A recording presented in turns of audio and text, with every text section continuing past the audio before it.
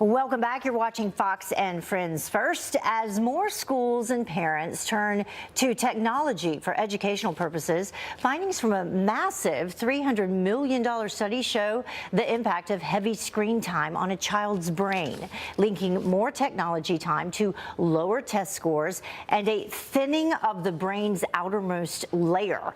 That's concerning. So how concerning is this? Here to weigh, Professor and of Rowan University, Dr. Jennifer Caudle. Thank you so much for joining us. We appreciate it. It's good to see you. So you hear thinning of a child's brain, and I mean, that's something serious. You got to talk about this. Well, no, and I completely understand. And one thing I want to say is let's just go back a little bit and talk about the study. This is a landmark study done by the NIH and other organizations. This is a huge study. Over 11,000 9 and 10-year-olds have been enrolled, and they'll be followed throughout their life until adulthood. So first of all, let me say the study is not over yet. It is ongoing, will be for a long time. Researchers are looking at brain development over time as we look at social factors, genetic factors, activities of the kids, substance abuse, but also social media. Yeah. Now, the numbers that you just mentioned right here, this is preliminary data. Right. About 4,500 students show that there may be some change in cognitive development and also changes in the brain for kids who use lots of social media. And they took a look at, like, what, 7 hours a day? Yeah, it's like also 7 hours a day. 2 hours a day, Yes, that type of thing. They did, but let me caution by saying we don't yet know if this is bad or good or either way or both.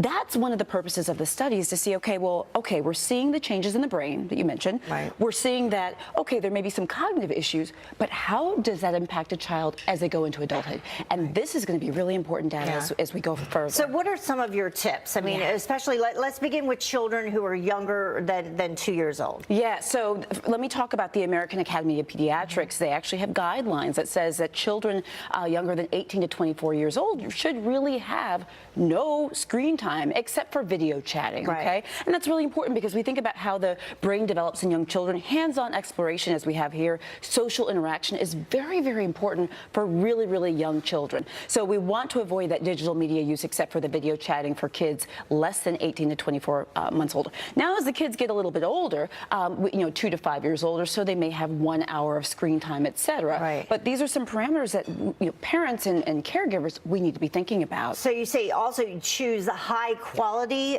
programming? Yes, high quality programming is very important. We want to make sure that our kids, if they're going to be on screens, that they're not just doing mindless things, quality programming.